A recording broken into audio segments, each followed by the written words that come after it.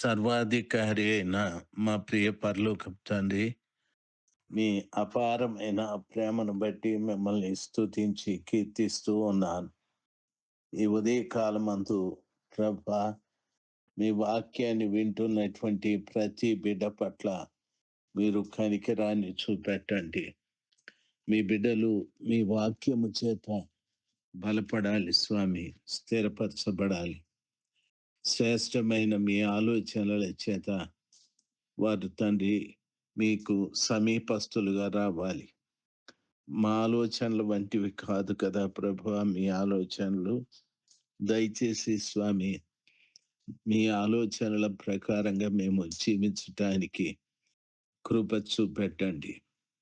సాతానుడి యొక్క ఆలోచనలు, సాతానుడి యొక్క కుయుక్తులు, సాతాను యొక్క కుతంత్రాలు, వాటి నుండి నన్ను మమ్ములను రక్షించండి. మీ దయగల ఆలోచనల చేత స్థిరపరచండి, బలపరచండి. మీరే మా ప్రియ తండ్రి, అపారమైన మీ కృపని కుమ్మరించి మీ జీవ వాక్యము చేత మమ్మల్ని పోషించి మీకు సమీపస్తుల్నిగా చేసుకోనండి. సమస్త ఘనత మహిమలు మీకే. యేసు ప్రభు నామంలో ప్రార్థిస్తున్నాము తండ్రి. Amen, amen. జూలై మాసం 12వ తారీఖు 2026 ఆదివారం.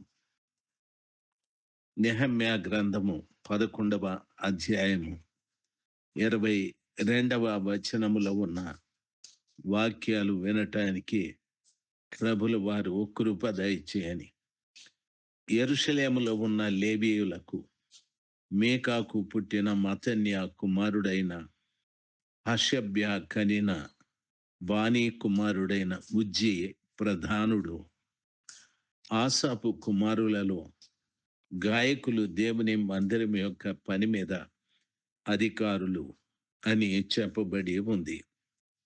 యెరూషలేములో ఉన్న లేవీయులకు మీకాకు పుట్టిన మత్తన్యా కుమారుడైన హషబ్యా కనిన బానీ కుమారుడైన ఉజ్జీ ప్రధానుడు. ఆసాపు కుమారులలో గాయకుల దేవుని యొక్క మందిరం యొక్క పని మీద అధికారులు అని చెప్పాడు. ఉజ్జీ ప్రధానుడు అని. ఉజ్జీ అను మాటకు ప్రియులరా, ఇతడు యెహోవా నా బలము అని లేదా బలవంతుడు అని చెప్పవచ్చు. ఈ రోజున ఈ ఉదయకాలమందు దేవుని కుటుంబంలో మనము బలవంతులు కావాలి. ఈ ఉజ్జీ అను మాటకు అర్థము యెహోవా నా బలమని అపోస్తలుడైన పౌలు గారు కూడా చెప్పాడు. నన్ను బలపరచు వానిని బట్టి నేను సమస్తము చేయగలనని. దేవుని కుటుంబంలో ఒక వ్యక్తి పని చేయాలి అంటే దాని అర్థము దేవుడు మనల్ని బలపరచాలి. దైవ జనాంగమా, ఆలోచించవలసిన విషయం, దేవుడు మనల్ని బలపరచాలి. ఈరోజు ప్రభు నన్ను బలపరచాలి, లేక వాక్యం వింటున్నా నిన్ను బలపరచాలి అంటే ఆ కృపగల దేవుడే బలవంతుడని యెషయా ప్రవక్త చెప్తాడు. ఆయన ఆశ్చర్యకరుడు, ఆలోచనకర్త, బలవంతుడైన దేవుడు, నిత్యుడగు తండ్రి, సమాధానమునకు కర్త అని చెప్పాడు. యేసు ప్రభుల వారు బలవంతుడైన దేవుడని వాక్యములో చెప్పబడి ఉంది. ఈ ఉదయ కాలాన బలవంతుడైన యేసయ్యని నీవు కలిగి ఉండాలి. అప్పుడు నిజంగా నీవు క్రీస్తు బలమును కలిగి ఉంటావు. రెండవది, హెబ్రీ పత్రిక 4:12లో ఈ రీతిగా రాయబడి ఉంది. దేవుని వాక్యము సజీవమైనది, బలము కలిగినది అని వాక్యం సెలవిస్తుంది.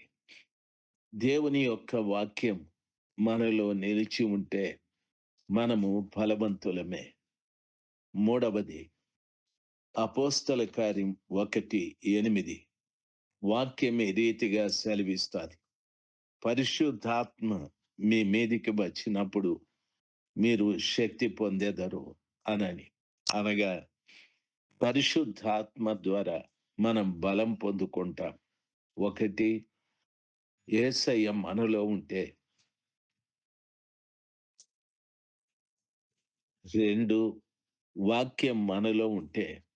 3, పరిశుద్ధాత్మ మనం పొందుకుంటే బలమ బలాన్ని కలిగి ఉంటాం. ఈ రోజున ప్రతి విశ్వాసికి ఈ 3 బలములు మనకు అవసరం. దేవుని పిల్లలుగా గమనించాల్సింది. యేసు ప్రభుల వారి బలము ఎందుకు అవసరము అని అడిగితే, మనము యేసు నామములో అని ప్రార్థన చేస్తూ ఉంటాం.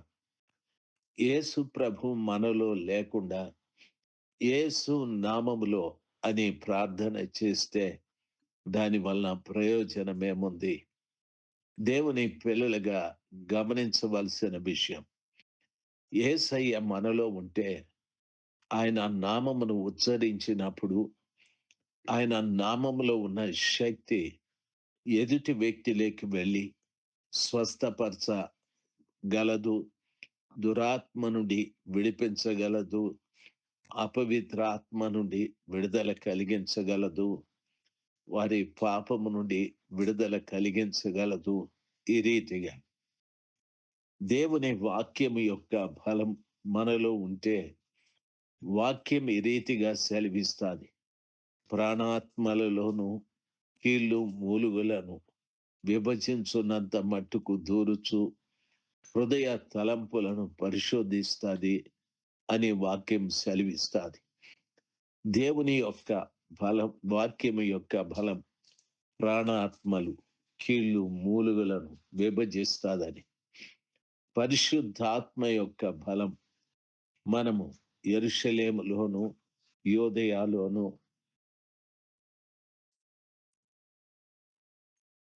సమరయలోను భూదిగంతముల వరకు సాక్షులమై ఉంటామని వాక్యము సెలవిస్తాది. దేవునికి మనము సాక్షులుగా నిలబడతామని వాక్యము సెలవిస్తాది. కాబట్టి దేవుని పిల్లలైన మనం దేవుడు మనల్ని బలపరిస్తేనే తప్ప మన బలం దేనికి పనికిరా. దేవుని కుటుంబంలో పరిచర్య చేయగోరిన ప్రతి ఒక్క వ్యక్తికి దేవుని బలం ఈ రీతిగా అవసరం. దేవుని బలం లేకపోతే మనము దేవుని కుటుంబంలో పని చేయలేం. ఉజ్జి అను మాటకు యెహోవా బలవంతుడు లేక యెహోవా బలపరిచెను నా బలము అని అర్థం. ఈ రోజున దేవుని పిల్లలుగా ఈ ఉజ్జి జెరహ్య తండ్రి, బుక్కి కుమారుడు జెరహ్య తండ్రి. ఇతడు ప్రధాన యాజకుల వంశావళిలో ఉన్నవాడు. ఈ విషయము దినవృత్తాంతాల గ్రంథం, మొదటి దినవృత్తాంతాలు 6:5, 6:51 చెప్పబడింది. ఉజ్జి తేలా కుమారుడు. మొదటి దినవృత్తాంతములు 9:4 చెప్పబడి ఉంది. ఈ ఉజ్జి వేరు. తర్వాత ఉజ్జి మిక్రి కుమారుడు. దావీదు కాలంలో బెన్యామీను గోత్రానికి అధికారిగా ఉన్నవాడు. మొదటి దినవృత్తాంతాల గ్రంథము 27:21. ఆ తరువాత పరిశుద్ధ గ్రంథమైన బైబిల్లో చెప్పబడిన రీతిగా, ప్రియులారా, ఈ ఉజ్జి ఎవరు అని అడిగితే దేవుని వాక్యంలో చెప్పబడిన రీతిగా నెహెమ్యా గ్రంథము 11వ అధ్యాయం 22 యెరూషలేములో లేవీయుల మీద అధికారి ఇతడు. ఇతడు బానీ కుమారుడు. హషబ్యా మనవడు. మత్తన్యా ముని మనవడు. ఆసాపు కుమారులలో ఒకడు. దేవుని మందిర సేవకు సంబంధించిన గాయకుల వంశానికి చెందినటువంటి వాడు.